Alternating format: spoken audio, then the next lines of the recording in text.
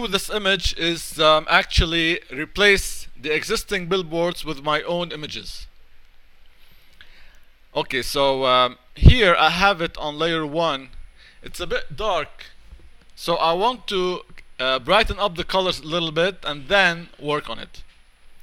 How would I brighten up colors? There are many ways.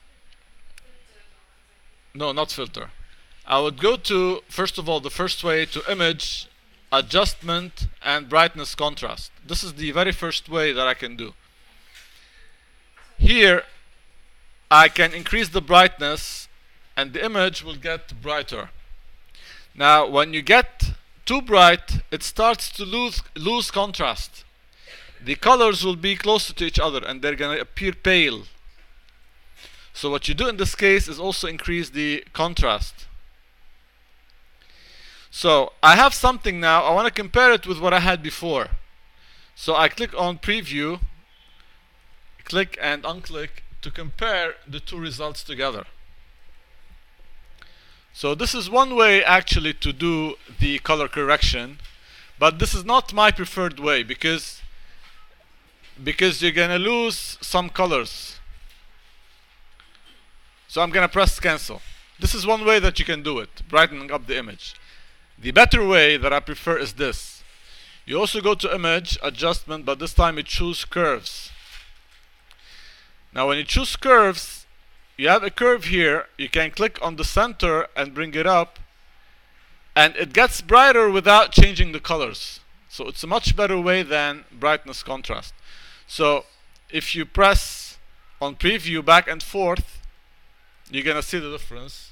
It's much better like this. So I used curves, I clicked on the central point and moved it up. I don't move it up all that much because it distorts the colors. So barely move it up from the center. That's the center.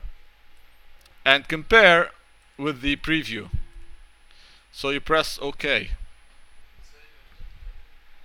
Yeah, I got it from image, adjustment, and curve. Alright, so now I have the original image with the right colors. I'm gonna zoom over. So this is the 100%. The image is okay, but it's not at a perfect quality because if I zoom over a bit more, I lose detail. It's alright for this exercise though.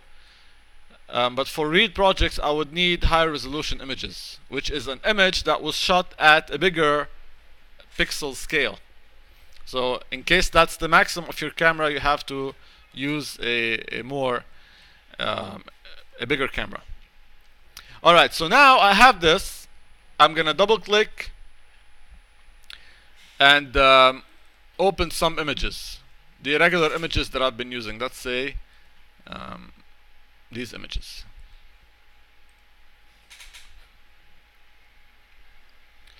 Alright, first I have to decide on which billboard I'm gonna work first. Let's say I'm gonna work on this one here. It's a rectangular billboard. Therefore, the image that I'm gonna get should also be rectangular.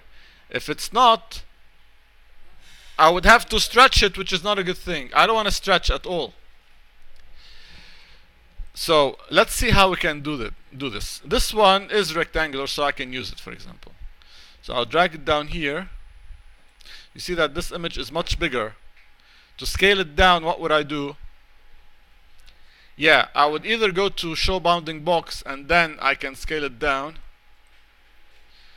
I don't like to use the show bounding box a lot because sometimes it gets in the way. So I can remove this, and whenever I want to scale something or rotate it or distort it or whatever, I press Ctrl T, which is what? Which is edit and free transform. This is something that we use a lot. Ctrl T. Alright, so I'm gonna scale it down. Here I'm pressing shift so that it doesn't get distorted, as we saw last time. We press shift so that it doesn't get distorted. Okay, I'll press enter here. Control plus to zoom in. Now I want to see both. Sabaya. I want to see both this image and the one underneath it. Therefore, I need to reduce down the opacity of this image. You know what is opacity? Opacity, yeah, the less the opacity, the more the transparency. So here, if I look at the opacity value for this layer, it's set to 100. If I set it, for example, to 50%, I can see now both. Which means what? Which means that I can actually fit this one because I can see the other one. I can go below 50, for example 25, so that it's a bit clearer for me. So see what I'm going to do. I'm going to place this one here, press Ctrl T, and I want to keep this point fixed. You understand? Because that's the proper position, but this has to be shrink down. So if I press Shift, I would actually keep this point fixed because I scaled from down here. If I scaled from up there, I would keep this one fixed. So I'm going to press Escape because I want to keep it fixed from the other side. Control T, Shift and scale down. This is how much I can go. Because if I go any more like this, I would change the proportion of the image, which is something that I don't want. So I'll just cut out parts of the image. Normally, the images that are in place would have the proper proportion. But in case I don't, in this case, I prefer to cut a part than to actually stretch it down. Alright, so I'll press Enter and I'll take back the opacity to 100%. Alright, so say I want to cut down the upper part and the lower part from here. Again, just to know the extents, I'm going to do something else now than reduce the opacity. Pay attention. I'm going to go to View and Rulers. This will show me a ruler that that says the dimension, that describes the dimension of the file. If I right click, I can choose pixels. So this is around 1000, I don't know, 20 pixels or something in width, and this is around 760 or something. Yeah, so it's around 1024 times 768.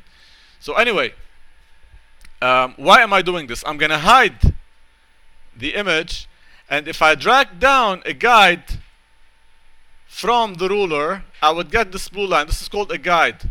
This is to help me in the positioning or the extent of the image, right? So I'm gonna drag down another guide from down here. I'll drag a guide from there, and another guide from there. So these now, whenever I show the other one, will actually tell me where I need to cut. It's another way than reducing the opacity, because here it's a bit confusing. When I bring down the guides, it's much clearer for me and much more professional. If I wanted to remove a guide, for example, I would just drag it up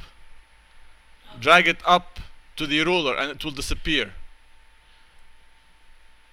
You can clear the guides, but all of them will disappear then. So what I want to do is just have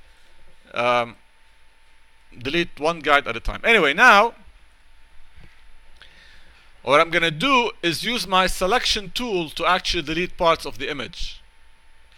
So first I'm going to decide on the parts that I want to keep. So everything inside this will stay and the rest will be cropped out. So I'm going to use my selection tool, which is called the rectangular marquee tool now, up here. It's the first tool next to the move tool.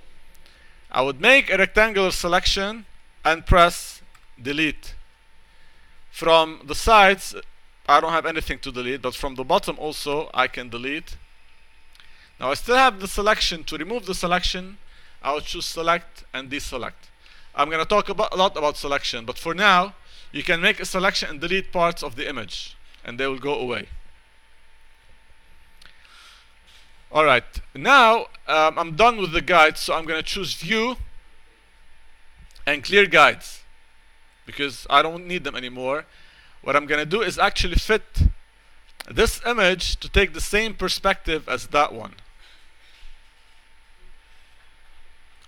So I'll place one corner properly, which is maybe this corner up here, right? And again, I'll go to edit, but this time transform and distort. You see, the transform, free transform, will let you move one segment at a time. So you can also rotate like this, but it lets you move one segment at a time. But I want to move now one point at a time because I want to fix the corners to the extent of the billboard, and then it will work. So for that, I need edit, transform, and distort. The distort would let you move one point at a time, which is extremely important when you are trying to make something like this. So edit, transform, distort. I'll zoom over, Control plus, grab this point, place it here, and this one there. I'm pressing the space bar to pan around. We learned this the very first day. Space bar to pan around. Anyway, I'll grab this point now and place it here at the other corner, and this one should be down there. So I'll press, and maybe I'll just move this to the side a little bit. I'll press enter now and zoom out, and let's see how this looks like. It has the same direction and perspective as the original, but the colors are a bit too bright for the other one, because this is a bit dark, because it was shot at around night time, at around I don't know, 5:30, 6. Okay, so here I want to give this image similar colors to the original backplate. You understand? How? There is an automatic way to do this. I would choose image, adjustment, and auto color. You see the difference is barely visible because this is the original. It's very bright orange and yellow. This is a bit toned down. What I need to do actually here is add some blue, because you see the whole environment is bluish at that time. So I want to add some blue to my image. For that, I'm going to go to image, adjustment, and color balance. I'm adding the blue just for this layer because that's the one that's selected. The other one will not be affected. So if I go to blue down here and increase that, I would add some blue. I also have some green around, so I'm also going to add some green. If I uncheck preview, it shouldn't be too visible. It should be barely visible. And the last thing I want to do is darken up this billboard because there's nothing lighting it. If there were lights around it, I would probably need it to be very lit like this. So I'm going to go to, again, image, adjustment, and curves. And this time, instead of bringing up the curve, I'm going to bring it down to darken it up a little bit. Let's see the preview.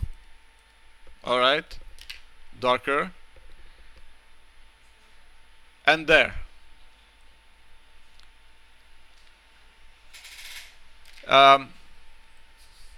There is one last thing that I might do, although it's not recommended in all situations. It's the fact that the back image is a bit blurry. You know what blurry is. It's not very sharp. I can blur out this image with the filters. This layer here. So I can go to filter, blur, and blur. The difference, you see the difference. Alright, it's a bit better when it's blurred because it goes with the rest. But otherwise, when I zoom out, there is my billboard added.